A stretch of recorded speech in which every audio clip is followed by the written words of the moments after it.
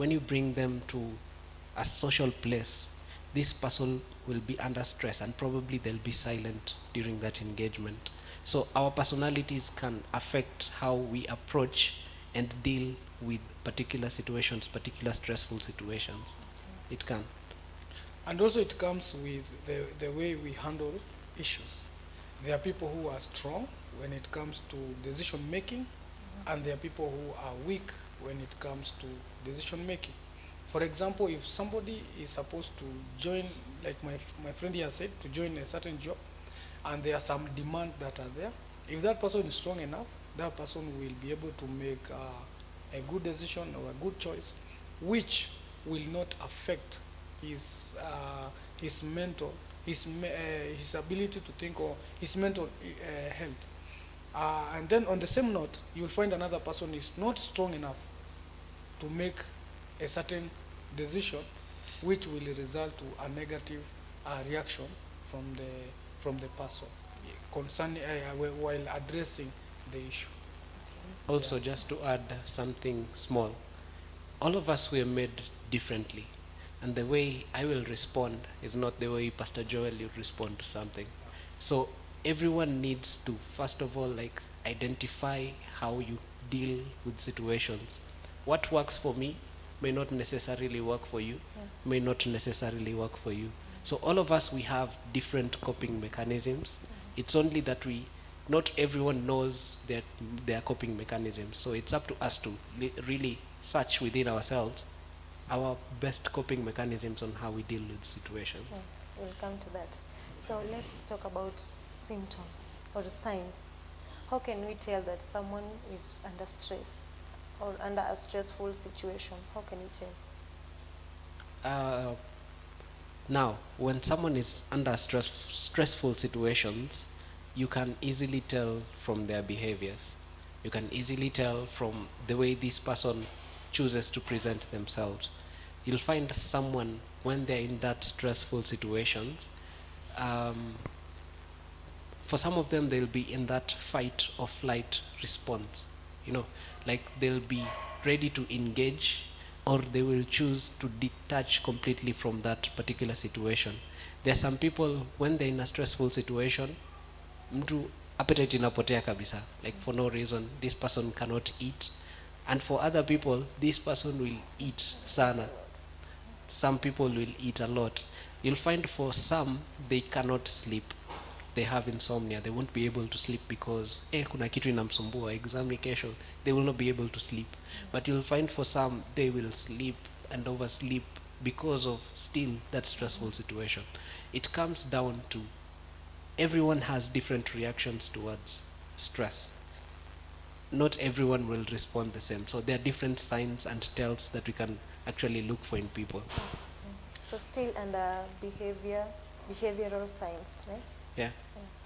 Yeah, and just to echo on what my friend has said, also it depends with the personality. And just to narrow it a bit, we have the extroverts and we have the introverts. So to those people, it works the opposite. You find like the introverts will try and talk so much as a way of relieving themselves from the situation. Yeah. And when it comes to extroverts, you'll find that they will try to shut down, or rather to shut the door, not allowing anyone or anybody as a way or as a mechanism of handling the issue that is at hand. So that's what also that one can be a physical symptom. This person is normally outgoing, but when you realize that this person is not outgoing anymore, you will find that this person somehow is dealing with something. There is a situation that is behind this person. And then all of a sudden unakuta mtu anaongea sana na that person umezoea ni mpole.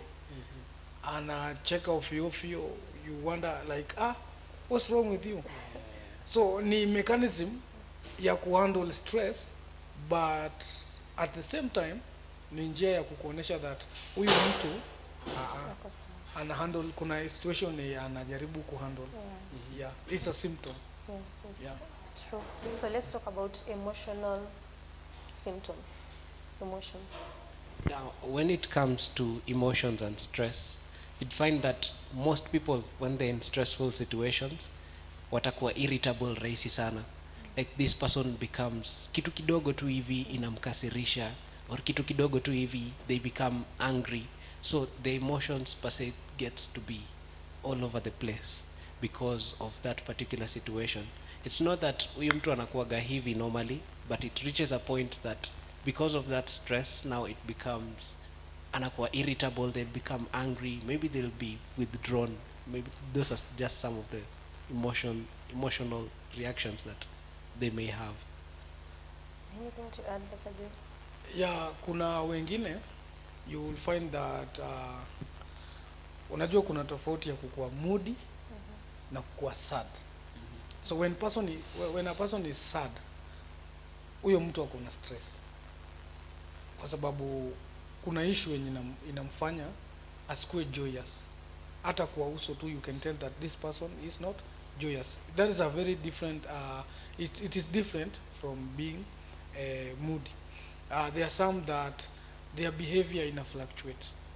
Their behavior somehow ina fluctuate. Unakuta wengine kama ni kukula, that person anakula sana.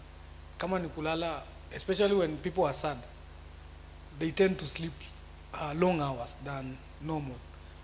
When you dig deeper, you'll find that this person is somehow stressed. Now, like my friend has said, so to some of them, they won't sleep.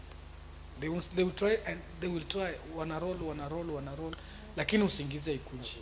Yeah, wanakesha, na it can go for days. You can find somebody not struggling to sleep even for 2 days. That person is handling an issue, and that person ako under stress. Maybe just to add on some of the signs as well, you'd find that someone who's experiencing stress, they may easily forget something so simple, but unapata mtu anasahau. They also they are not really, how do I put it, like kufikiria ni kama kidogo inarudi chini. Their decision making becomes compromised. They won't make decisions that sharply as they are wakiwa vizuri. So maybe at times they would make decisions that zitakuja kuharibu, or zitakuja kuwa compromise. So these people become forgetful. Their thinking patterns pia kidogo becomes derailed. Yeah, and most and a more common behavior change when a person is under stress. Majority of the people who are under stressful situations, they tend to switch into inactive mode. They become very, very, very, very inactive. Yes, it's a very common sign. Yeah. Okay, how about physical changes? Mtu anaweza konda. Definitely. Kwa wale wenye wakuli mtu anakonda, and then the bad part of it is that mtu hawezi jua ki lose weight because it is just a normal, it is like normal. You find that mtu ana appetite, like you're not sick, hakuna mali na kuuma, but you don't feel like eating even your favorite meal. You don't feel like eating. So in that way, within a very short period of time unakuta umse ame lose weight. So on the physical peer, at times, although not all the time, but at times you'll find someone experiencing stress. This person will stop taking care of themselves for one reason or another. Utapata, if this person alikuwaga msanii, tutapata naye amechanwa nywele, that like you really admire the way this person is dressing or has dressed, but at times you'll meet them, labda hata kiatu hajabrush, nywele hajabrush, you know, naweza kuwa amesahau mpaka kubrush meno. These simple things that we perform on a daily basis, kidogo unaona ni kama anakuja anaacha kuzifanya. Those are some of the things that you can watch out for when someone is going through stress. And again, it really depends on the intensity of the stressful situation, how it would affect someone and how they would present with it. If it is only stress that is normal, haitakuwa severe sana, but if it comes to imeenda sana until imekuwa kitu kama a chronic stress, then so many things would change in that person. Yeah, and just to echo on that, when they are really in no position to handle that situation, you'll find that some people tend to dress themselves with a don't care attitude. Yeah. Yani wako tu, they don't care. Hawajali. They don't care what people, they don't care about the public opinion. They don't care about the situation at hand. They don't care about themselves.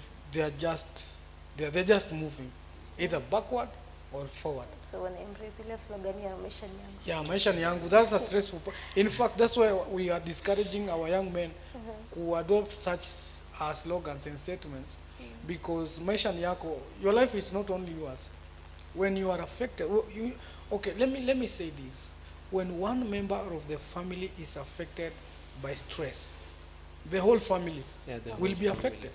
You'll find that, for instance, like teenagers, when wakati amefukuzwa school, ametumwa nyumbani kwa sababu ya issues za finance, na mzazi, the parent is not able to pay off the school fees, this child or this teenager will be stressed. And the question that this person will be asking is that, him or herself, is that if I am able, I can help my parent. So you'll find that in that entire household, everybody is stressed. So when it comes to that position, now they don't care anymore. They don't care about academics. They don't care about pursuing their dreams. They don't care about pursuing their vision. They don't care about pursuing their ambitions. They are just there. Wanakubali, sasa ishafanyika. Yeah. I'm not able. Yeah. Yeah. So can we say that someone can be violent or abusive when they are under stress? It is a possibility. Someone can be abusive, someone can be violent, but it's only because that pressure within, it's trying to find a way out. So the only avenue that they'll find, okay, mkasirisha, remember we said that stress inakuwaga na hiyo, someone becomes irritable. So it may be because of that irritability that this person would become violent, that this person would choose to abuse anyone, not because amemkosea, but because of that particular stressful situation. Inamforce, anajaribu kufind njia ya kuichannel out, but now they end up using the wrong avenues of channeling out that stress in them. So how can we help people? How can we help someone who is stressed? Or how can we deal with stress? What are some of the coping mechanisms of dealing with stress? Either sisi wenyewe ama kusaidia mtu mwenye ako in a stressful situation. To begin with, like I said, maisha si yako peke yako. So there are some factors zenye zina bring about stress that can be handled by other people. You see? So if you come across a person who is under pressure, yeah, issues, maybe it's a life, maybe marriage, maybe academics, maybe career, and you are able to offer a solution, it is better, because some things that stress people, they can be managed. To some it is finances, to some it is job, to some it is health. You can assist them before even talking to them, before even asking